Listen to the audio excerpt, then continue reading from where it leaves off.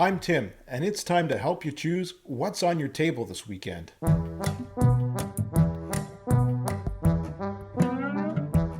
So, the new year is upon us. So, in this week's episode, we're going to go through the three games that spent the most amount of time on our table in 2020, outside of those that have spent the most time on our table overall that we talked about a couple episodes ago. So, let's bring in the new year and get right into it. Number 3, we have Pan Am. Now, Pan Am has spent just over 5 hours on our table with about 4 plays. It's a 2 to 4 player game. Its complexity is medium. Now, the box says it takes about 60 minutes to play. Now, we find in a 2-player game, it's taken us about 70 minutes, and in a 4-player game, it's taken us just under 90 minutes. If you have new players at the table, providing that you already have one player who knows the rules, I would recommend adding about 15 minutes to your budgeted time for this game. Pan Am starts in the 1920s, just as the actual real Pan Am company was beginning to lay its foundations. Now, in Pan Am, what players are going to do is they're going to own their own smaller air company, and they're going to use that airline company to build their own airports or to put out their own routes or claim their own routes that they service. And they do that by having these destination cards and also owning airplanes. They can buy airplanes to increase their fleet, like these fun little models here. And then at the end of each round, what happens is the Pan Am company, as it grows, is going to buy up different routes from these smaller airlines, of which one you control. And when that happens, the Pan Am company pays you a sum of money. Your income goes down a little bit because you're not servicing that route anymore. And then you can then buy shares in the Pan Am company, which are at the end of the table here. Now, the player at the end of the game who owns the most shares in Pan Am wins. And at the beginning of each round, and there are 7 rounds, an event card is drawn based on the real-life events of the Pan Am company that are going to affect the stock price of the company and something in that round. So that realism makes it feel like you're actually part of the company through its beginning. Now, the mechanics in this game are income, auction, network building, stock holding, and worker placement. The 3 things that we really love about this game is that, first of all, you're never quite out of it. And we've played games of this before where we've assumed that somebody might have no chance of winning. Even the player themselves thought that they didn't have any chance of winning, and they end up coming out really close or winning through the directive cards or other means. So there's multiple mechanisms or ways in this game that keep all the players engaged and involved in it. We also really enjoy how the income slides back and forth based on what you have on the board. It creates some interesting decisions and the need to plan ahead to future years and future turns to make sure that your income is right where you need it to be to make the decisions you want.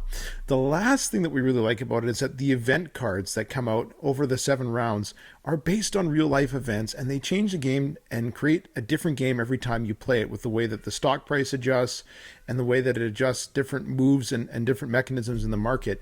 It makes it so that way every game is played just a little differently. We've really enjoyed adding Pan Am to our collection this year, and I'm sure that you will as well.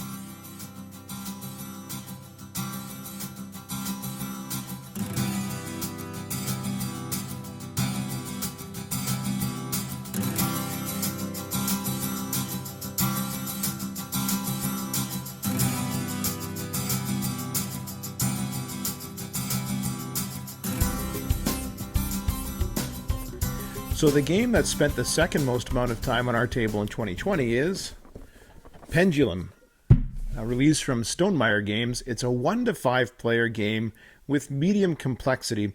Now, we've played it about 7 times, and it's spent just over 7 hours on our table. The box lists the time as being 60 to 90 minutes per game. With a 3-player game, we've found it to be about 55 minutes. With a 4-player game, about 65 minutes. And when I show you the game here in a moment, you'll see why, no matter the player count, the time should always be in and about the same amount of time. If you have a new player playing with you for the first time, I'd recommend adding about 15 minutes to your budgeted time just to explain from time to time in between rounds. And I would also suggest that somebody's already read the rules or knows how to play the game, like I do with any. In Pendulum, each player plays the role of a wealthy or powerful well-renowned noble in the kingdom of Dunya, and each noble is represented by one of these player mats here. Now, all of the nobles are vying to replace the Timeless King or to become the next Timeless King of the fictional world of Dunya. And they do that by gaining victory points through getting power, prestige, popularity, and a special achievement. And they're tracked on their player mats here with these discs. Now, in order to gain victory points in these areas, you send out workers. And the workers are going to gain you resources, votes, help you conquer provinces. Conquering provinces makes your tableau stronger as well. But what's unique about this game is that when you want to place a worker out, you do so by placing them in the box on top. And you can only put workers on the box on top if there is no timer on the row that you're trying to put it in. Now, you can see these sand timers here, and there's 6 different rows of squares that you can put your workers in. Each timer regulates 2 rows. So this black timer is this one, the green timer are these 2 rows, and the purple timer are these 2 rows. I can only put a worker on this box if there is no timer in that row. Now, I can only take the action that that worker can take when the timer returns to this row by sliding them down and gaining the benefit. Now, any player can put a timer on a different circle whenever it runs out. And that's what makes it kind of interesting, because you're trying to plan around the different times in the timers, and each player can decide when to flip it again so long as it's run out. Now, you can only remove a worker from the bottom row after they've taken the action once that timer, again, is no longer on that row. So it makes it a tricky balance to plan everything out. The mechanisms in Pendulum are action timer, simultaneous action selection, worker placement, and variable player powers.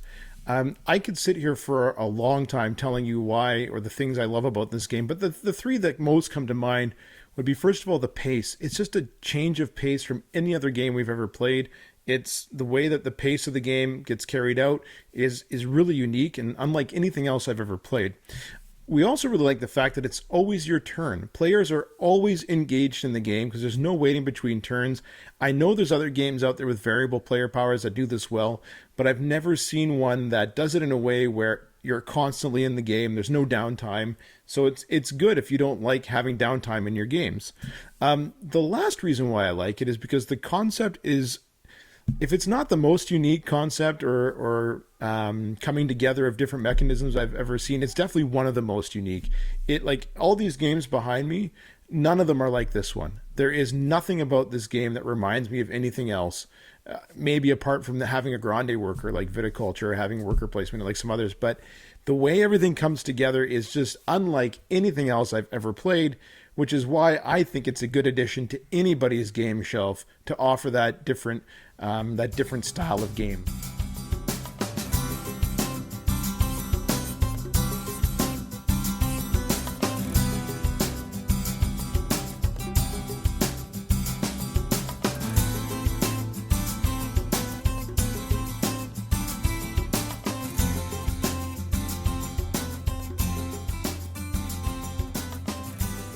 So the game that spent the most time on our table in 2020 that was new to 2020 for us was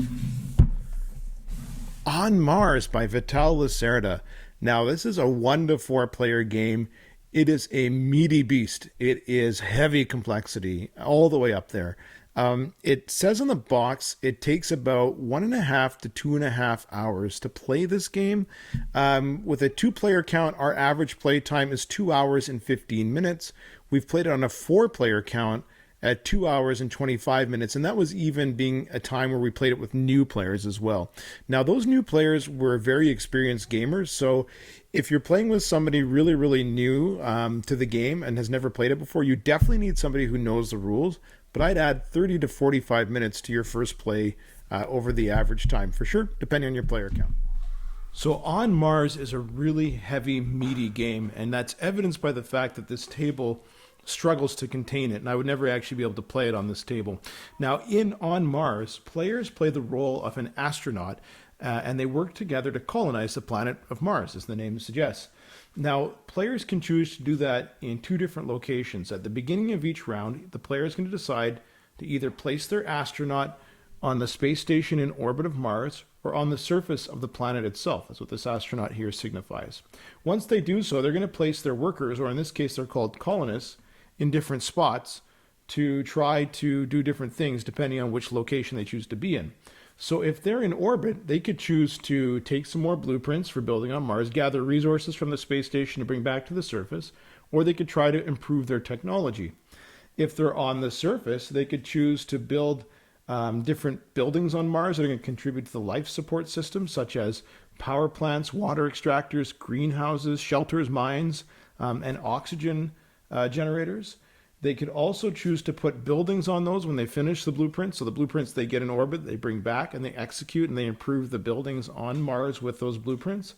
They could also choose to accept scientists or contracts. Contracts are objectives that they should achieve at the end of the game.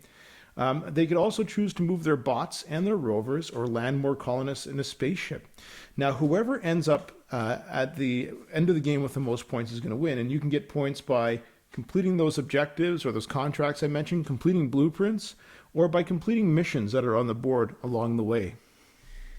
Now, the mechanisms in this game, probably why it's such a complex game, you can list up to 12 mechanisms in play in this game, but the major ones are drafting, tile placement, income, set collection, and area majority and influence. Now, the three biggest things we love about this game is, first of all, it's just stunning. It is beautiful. The art is amazing. The attention to detail with everything inside of it, from the cards to the board to the wooden meeples, the attention to detail is stunning, especially if you get the Kickstarter edition. The strategy, the other things that we love about it, the second thing is that you have to evolve your strategy from game to game. It's never quite the exact same strategy twice. I mean, there's the same concepts and principles, but you have to adapt it to different variables, and the different cards and objectives you can draft really make it that way for you. So it's never quite the same. The last reason why we love it is because while you're playing it, you just never know if you're actually going to have enough time to get the points you're going to need to win. You get objectives and things to do, and you're sitting there and you're just feeling like you're just not going to make it. And it becomes a real puzzle and challenge to see if you can make it every time and see if you can just do just a little bit better than your opponent.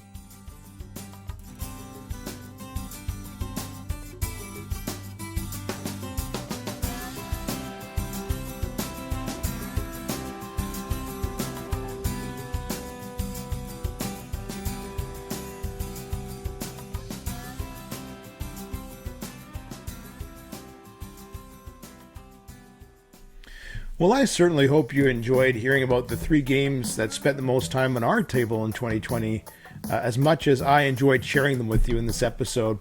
Why don't you hit subscribe below if you enjoy these videos, or hit that little bell to get notified every time there's a new one out, or comment below and tell us what's on your table this weekend.